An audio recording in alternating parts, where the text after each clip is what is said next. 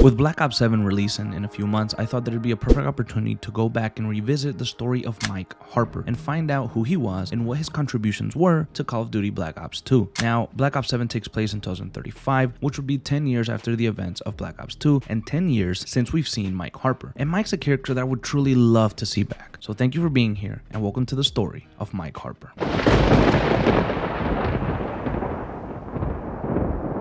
Harper was born in the United States in 1978, and Mike's past is mostly unknown, but we do know that at some point he got the urge to serve his country at the highest level, and he enlisted in the Navy. As the years went on, he would excel and reach the rank of Master Chief Petty Officer. He would also meet and become best friends with David Mason, the son of legendary CIA agent Alex Mason. Mike would join SEAL Team 6, now known as DevGru, and he became part of JSOC. At some point during 2025, Mike and David would go to the vault, where retired CIA agent Frank Woods now lived, and the purpose for this visit was to retrieve any information that they could on the Cortes Dai leader Raul Menendez, who was still terrorizing the United States many years after Frank and Alex failed to capture and kill Menendez in the 1980s. Harper would try to talk David out of this visit as he believed that it was a huge waste of time. However, Woods turned out to be more valuable than he let on, and he would tell both Harper and David about many clandestine operations in the 80s involving Menendez. Sergeant Woods,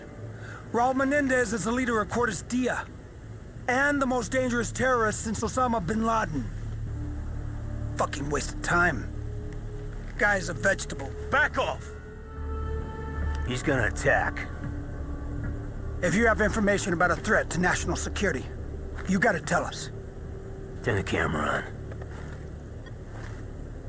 With the information revealed from Woods, Harper, David, Crosby, and Salazar, who are also part of SEAL Team 6, arrive in Myanmar, where they would recon a Cortes Dai base, and here they would find intel that revealed that Menendez was looking to create something with a rare earth mineral named celerium. Once they attacked the base, they found a scientist named Eric Branner, who was in charge of inspecting this celerium, and he would tell the team about the plot that Menendez was planning. Branner would also tell the team about a super weapon named Karma, but he would be killed before Harper and the team could reunite with Admiral Briggs. Later, Harper and the team were sent to Pakistan to investigate Menendez to see what he was planning with Karma. However, the team would be ambushed by the ISI, which is a Pakistani agency, and they would become trapped inside of a grocery store. Harper would be able to reboot the claw, which would help them with a counterattack on the ISI. And soon after this, the team would split up to locate Menendez. Harper and David would reach a rooftop and record Menendez speaking with DeFalco, who was his second in command and the ISI leader. The two would follow Menendez, however, he would lead them to an ambush, as Menendez was already aware of their presence. They would try to fight their way out, and during exfil, Harper would have the right side of his face burned by an exposed pipe. The two would run into SDC soldiers led by Tien Zhao, who David recognized as a former comrade of his father's, Alex. Oh shit, now what?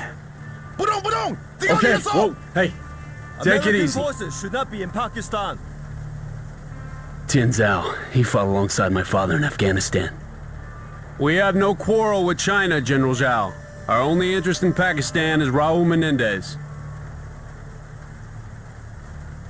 Then we have something in common. But know this, American. If you are really here for Raul Menendez, I have no need to kill you.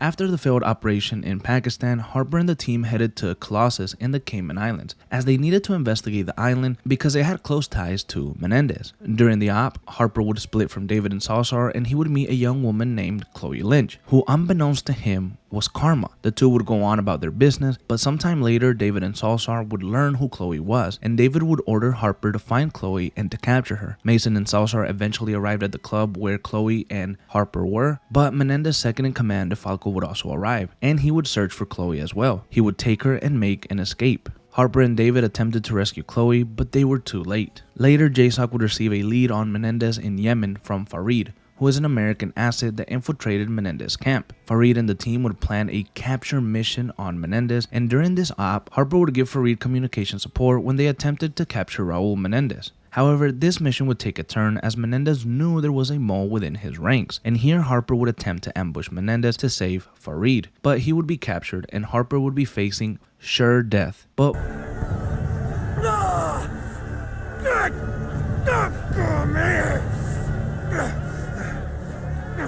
You knew that I would be here. Who betrayed me? You're wasting your time, you fucking bastard, you! You won't get shit from me! God! Come on! Is that all you got? Huh? Farid!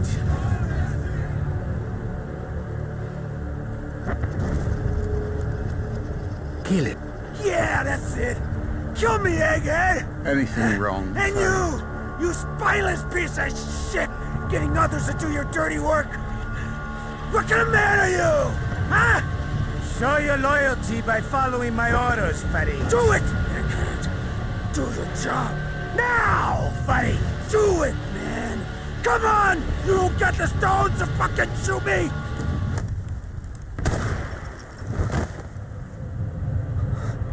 Farid would attempt to kill Menendez to try to save Harper. After this, Harper would be found by David and Salazar. However, Harper's wounds would be too significant and he would be extracted by a medevac back to the USS Barack Obama, where he would recover from his injuries. Harper would be sidelined for a bit, so he'd miss on a couple of key moments during the story. And so sometime later, Harper would later learn of Salazar's betrayal, as he was working for Menendez and Cortes Dye the entire time that they knew him. Harper would kill Salazar and assist David in protecting President Marion Bosworth in Los Angeles. Later, they would have eyes on Menendez and they would finally have a shot at taking down the leader of Cortes Dye, who was in Haiti. During the op, Harper would injure himself after falling on a metal rod and David would save his life. Then after this, David would finally kill Menendez and the two would finally put this behind them and head back home. Thank you so much for joining me, as this has been the life and the career of Master Chief Petty Officer Mike Harper.